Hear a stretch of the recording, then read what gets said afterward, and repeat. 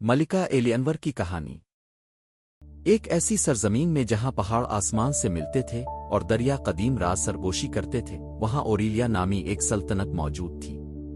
یہ سلطنت اپنی خوشحالی اور امن کے لیے مشہور تھی، جس کا بیشتر حصہ اپنی دانشمند اور مہربان حکمران ملکہ ایلیانور کی وجہ سے تھا۔ ملکہ ایلیانور شاہی خاندان میں پیدا نہیں ہوئی تھی۔ وہ گلیمور کے گاؤں میں ایک عاجز لوہار اور ایک معالج کی بیٹی تھی۔ شروع سے ہی ایلیانور میں وہ خصوصیات تھیں جو دوسرے بچوں سے اسے ممتاز کرتی تھیں۔ وہ متجسس، مہربان اور علم کی پیاسی تھی۔ اس کی ماں اکثر اسے قدیم متن اور طمار میں جھکا دیکھتی تھی، جو عمر بھر کی حکمت کو جذب کرتی تھی۔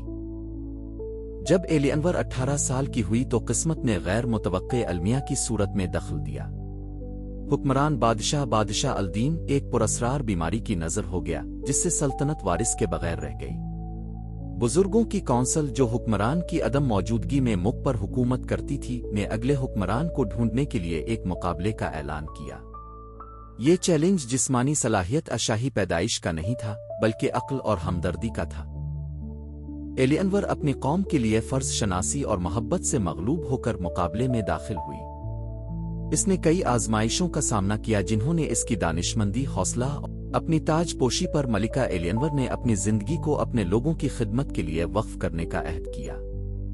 اس کی حکومت کا آغاز ایک سلسلہ وار اصلاحات سے ہوا، جس کا مقصد عام لوگوں کی زندگیوں کو بہتر بنانا تھا۔ اس نے ہر گاؤں میں اسکول قائم کیے، ہر بچے کو تعلیم تک رسائی کو یقینی بنایا۔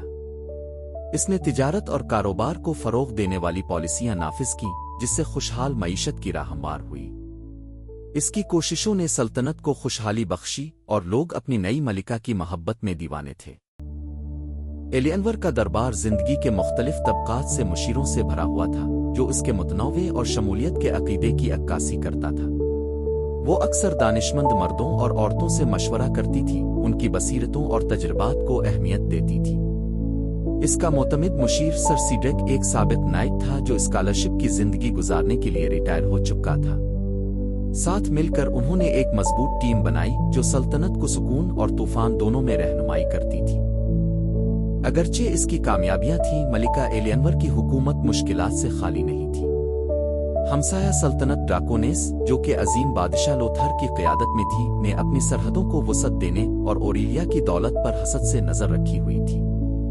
لوتھر ایک چالاک حکمت عملی تھا، اور اس نے ایلیانور کی حکومت کو دھوکہ دہی اور چالبازی سے غیر مستحکم کرنے کی کوشش کی۔ ایلیانور بڑھتے ہوئے خطرے سے آگاہ نے امن کو برقرار رکھنے کے لیے سفارتکاری کا استعمال کیا۔ اس نے ڈراکونیس کو ایلچی بھیجے، اتحاد قائم کرنے کی کوشش کی۔ تاہم بادشاہ لوتھر نے اس کی کوششوں کو مسترد کر دیا اور جنگ کا فیصلہ کیا۔ اوریلیا اور ڈراکونیس کے درمیان تصادم شدید اور طویل تھا۔ ایلیانور، حالانکہ تربیت یافتہ جنگجو نہیں تھی، نے غیر معمولی قیادت اور حوصلہ دکھایا۔ اس نے اپنے لوگوں کو متحرک کیا، ان کو اپنی سرزمین کی حفاظت کے لیے متاثر کیا۔ اس کی اسٹریٹجک عقل اور اوریلیا کے نائٹس کی بہادری نے آخرکار جنگ کا رخ موڑ دیا۔ ایک اہم ملاقات میں ملکہ ایلیانور نے جنگ کے میدان میں بادشاہ لوتھر کا سامنا کیا۔ ان کے ارد گرد کی افراتفری کے باوجود ایلیانور پر سکون اور پرعزم رہی۔ اس نے لوتھر کے عزت نفس سے اپیل کی، اس سے خونریزی کو ختم کرنے اور امن کی جستجو کرنے کا مطالبہ کیا۔ اس کے الفاظ نے لوتھر کے دل میں جگہ بنا لی، اور لوتھر اپنی خواہش کی بے نتیجہ ہونے کا ادراک کرتے ہوئے صلح پر رضامندی ظاہر کی۔ جنگ کے بعد ملکہ ایلیانور نے اپنی سلطنت کی تعمیر نو پر توجہ دی۔ اس نے جنگ سے متاثر ہونے والوں کو امداد فراہم کرتے ہوئے جنگ کے زخموں کو منتقل کرنے کے لیے بے تابی سے کام کیا۔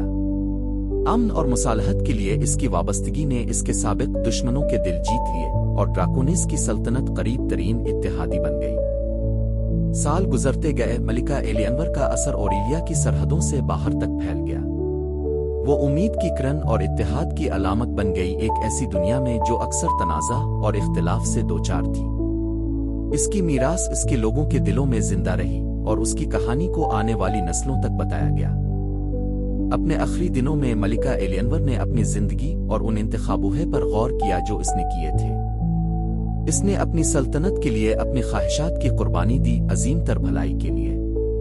پھر بھی وہ اطمینان کا احساس محسوس کرتی تھی، جانتے ہوئے کہ اس نے اپنے لوگوں کی زندگیوں میں تبدیلی لائی ہے۔ اپنے وفادار مشیروں اور محبوب رعایا کے درمیان ملکہ ایلینور امن کے ساتھ اپنی نیند میں وفات پا گئی۔ اس کی تدفین میں سلطنت بھر سے معززین نے شرکت کی، جو سب اس ملکہ کو خراج تحسین پیش کرنے آئے تھے جس نے ان کی زندگیوں کو چھو لیا تھا۔ ملکہ ایلینور کی حکومت کو سنہری دور کے طور پر یاد کیا گیا، خوشحالی اور امن کا دور۔ اس کی کہانی ایک لیجنڈ بن گئی، حکمت، ہمدردی اور حوصلے کی طاقت کا ثبوت۔ اور اگرچہ وہ چلی گئی تھی، اس کی روح ان لوگوں کے دلوں میں زندہ رہی جنہوں نے اس کے نقش قدم پر چلتے ہوئے ایک بہتر دنیا کے لیے جدوجہد کی، انہیں متاثر کرتے ہوئے۔